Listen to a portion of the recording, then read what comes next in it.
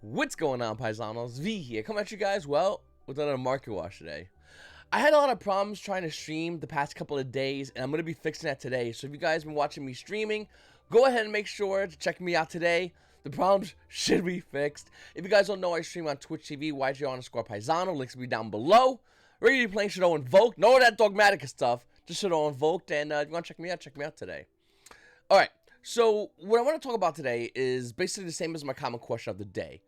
Do you know anything that nobody knows yet? And I always say that because it's always interesting to see what people know as far as the cards in the market. I'll tell you right now, the cards we're going to be talking about in today's video, I guarantee you, you have zero idea how fast or where they're moving or why they're even moving. Because in some cases, even I don't know why they're going up higher in value.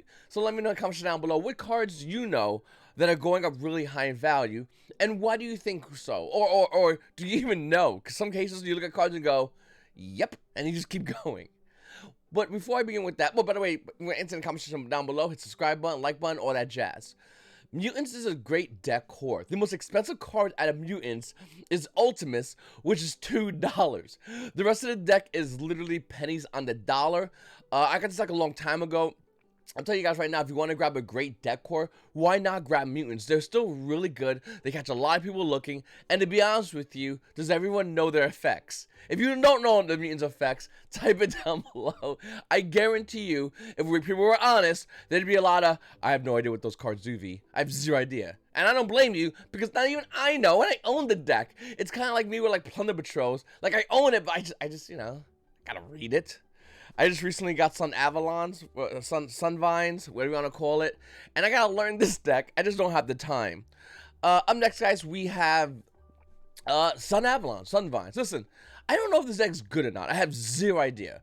The only thing I do know is that I want to play because I want to know what it does. Now, if you guys have been watching me in my Twitch streams, I've been talking about a card that I think it works really well with this deck. It's an old card. The thing about Sun Avalons is when you have Sun Avalon Link, your opponent basically gets to attack you directly because it cannot target these links for attack, which means they stay on your board longer. And that's kind of cool, but at the same time, you're basically open for a direct attack by your opponent. And that's not cool, right? Well, what if you just play the card Core Death's Counterblow? This card right here says destroy any monster that inflicts battle damage to a player's life points by attacking directly. This card in conjunction with some Avalons is not that bad of a tech, to be honest with you. It's a very old card. That's why probably not a lot of players know it. It originally came out in Ancient Sanctuary, and it only got one reprint as a rare in Target Relations 2. That's it. So I wouldn't be shocked if not a lot of players know that's Counterblow, and how the fact that you just activated, your opponent attacks you directly because they can't attack your Sun Avalon links, and then you just activate that card and the monster just dies.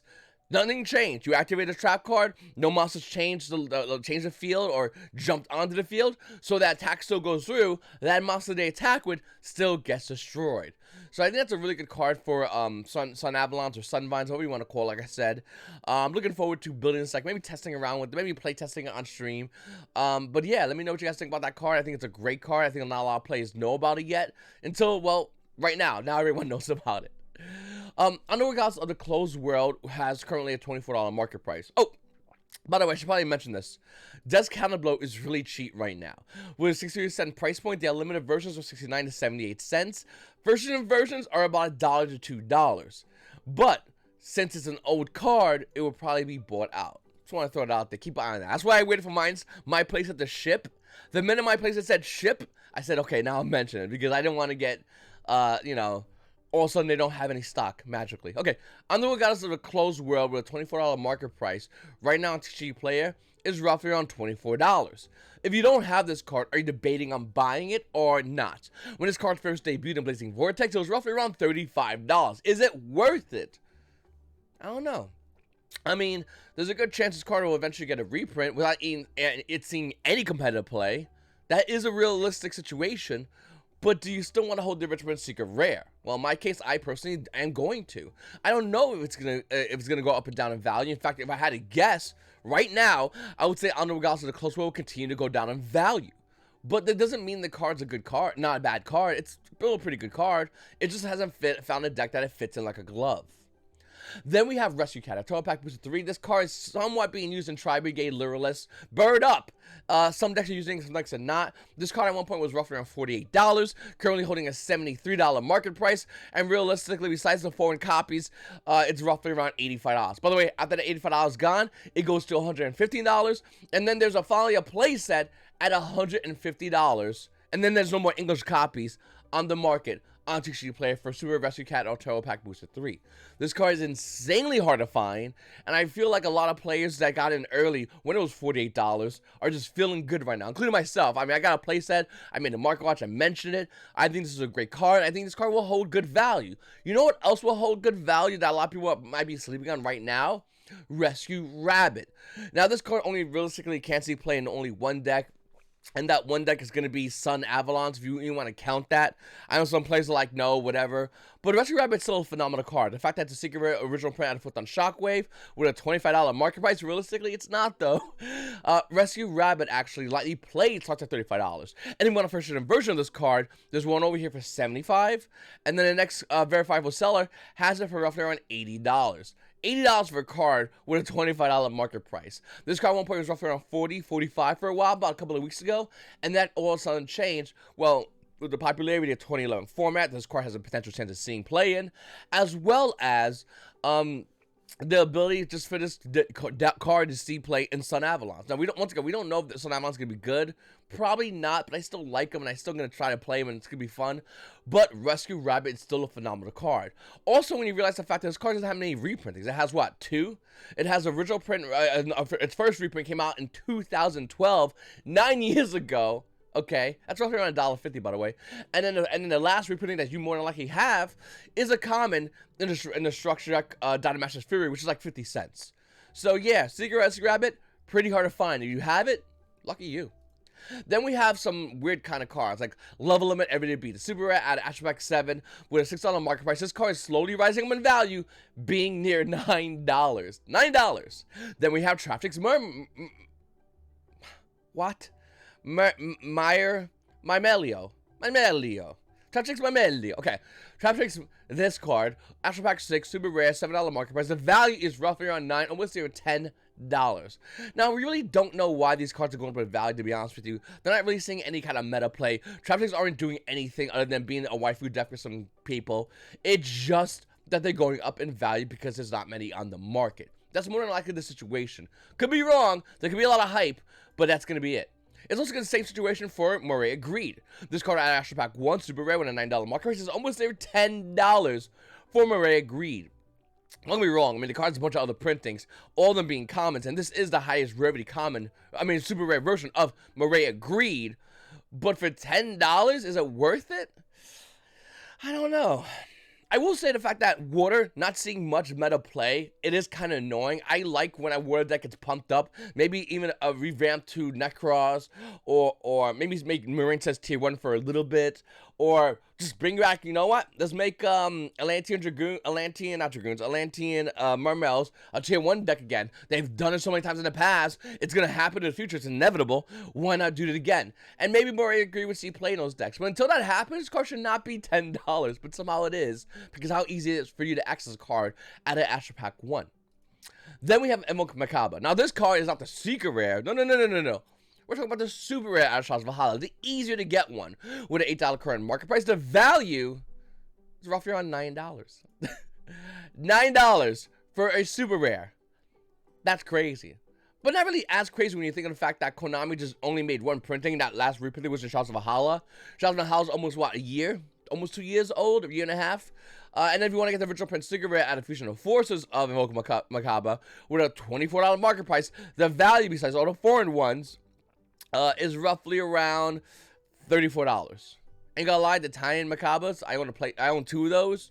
Pretty nice. Then we have Cyber Rev System. Cyber Dragon players, we hear you. You're like America's Canada. We see you. When we go to war, you kind of come.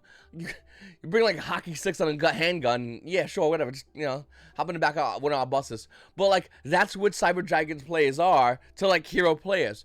With that said, Cyber Dragon players are starting to be like Canada, except they're actually going to start winning at things. Cyber Rev System out of Cybernetic Horizon Virtual Print Secret Rare with a $6 market price is roughly around $12 to $13.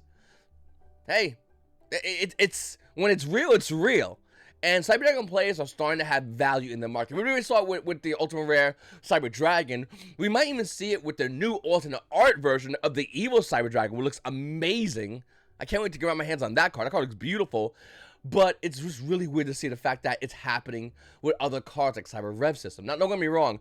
Cyber Rev System does have other print things, okay? It has a Super Rare and a 2019 Ghost Arc Mega Pack. But that's starting to hit like $4 for the Super Rare. Props to you, Cyber Dragon players. Michigan the Time Lord out of Bowser Legends Relentless Revenge with a $10 market price is $10. You have it? Good. Sell it. Unless you want to play Time Lords. And if you want to play Time Lords, okay. I ain't stopping you. Great Dragon's a card you probably don't have, but if you've been playing this game for a long time, it's probably in your bulk for $1 somewhere. Great Dragon at Dimension of Chaos with a $4 market price is not $4, roughly around $9, and then quickly goes to $10 for Great Dragon. Hey, sell this card. Or hey, maybe you play. Do you play Greydles? I mean, Greydles is cool. That's cool. You know, you take your opponent's monsters. Okay, cool. You know. No, I'll be honest with you. I did size in one time. I forgot what nationals I went to, but I think I sided Grid Eagle or Alligator. I forgot which one at nationals. Didn't use it at all, but it was there. Just never used it. Okay, then we have the Salos the Mega Monarch. We talked about this yesterday. We kind of touched on this and how the fact that some Yu-Gi-Oh cards, even though they get a reprint, which initially should tank the original print prices, and we kind of see it happening, doesn't make those prices stay down for long. Sometimes it does, sometimes it doesn't. In the case of the Salos the Mega Monarch, the Ghost of the Past version came out, which is 32 cents. Now, we'll skip over the Mega Tins. That's roughly around $8 with $10 market price. I'm realistically interested in the original print out of Primal Origins with a $15 market price. The value is $14. It's on sale. The thing about this is, due to the fact that the Salos the Mega Monarch came out as an ultra rare in Ghost in the Past, and there's 2 secret rare versions, these will be the ones that people will buy into. With that information, you now know if this card ever did see play, it would rise higher in value. So keep an eye on this card because it's more likely going to be the card that you're going to want in the future if you need this card within the meta. And we have El Shanno Shekanaga. I love this card. El Shanno Shekanaga Ultimate Rare added the new challenges. By the way, this came with a Secret Rare and an Ultimate Rare, and I really wish Konami did that more often. That was really fun, and a Ghost Rare at times. But in Shekanaga's case, Secret, Ultimate, I thought that was awesome. Also has a little printing and a structure as well. Not bad. But if you want the Ultimate Rare, the highest rarity version of El Shanno Shekanaga and new challenges, the card with a $23 market price is not $23. No, it's not. Well, I mean, let you played, or unlimited, I should really say, they're like 40s. And you want a first edition Shekanaga, that's gonna run you around 44. I don't know why. I love saying that. It's roughly around $44. By the way, after that one's gone, it's roughly around 47. Like immediately after that one's gone, the card goes to $47 for an Ultimate Rare Shekanaga. Luckily for you, it's your lucky day. You just need one if you're going to play my variant of Shadow Invoked. I know there's other Shadow plays out there, and some play this card, some don't play this card. I think this card's needed because if your opponent goes Mega Collapse, you can go into Predator for the Anaconda, into Pseudo Poly, into Shekanaga, and your opponent's sitting there going, what have I done in my life? The correct answer is you played against Up G, and you got smacked. I'm just saying this card's really good, and I think you should play it. Also, you're playing against Zodiac, and they make that one, say, summon Zodiac, they go on the board, but enter battle phase. You show them what Shekanaga is, because you just take their guy, make Shekanaga, and that's basically that play. It's a cute play. It's really cute. Good against BLS Link.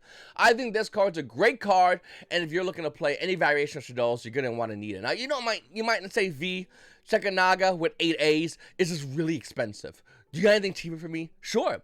The new Challengers version, Secret Rare, with a $4 market price on limits, roughly around, well, $6. You want a first edition version? That's around $12. Touristry of Blood. Let's go down one more. We got Shekanaga. It has like 4 A's now. At a 2015 Mega Pack with a $3 market price. The value is roughly around $3 to $4. Too rich for your blood? Did you buy a structure deck of Showdown? I go back in there and look. You have it already. It's like 20 cents. You definitely have it. It's the same thing. But yeah, I love the artwork, by the way. Just, you know, Construct just owning what are those guys? Cleaforts. I love that picture. I just like how she said. Okay, anyway, listen. I really think that you guys will like this card. I think you guys will let me know what you guys think. Let me know if you think that these cards are good to buy or sell. And yeah, let me know any cards you're looking at right now that you just don't know why it's valuable, but it's there. Comment down below, let me know. It's your boy V, and you paisanos. You paisanos have a great day.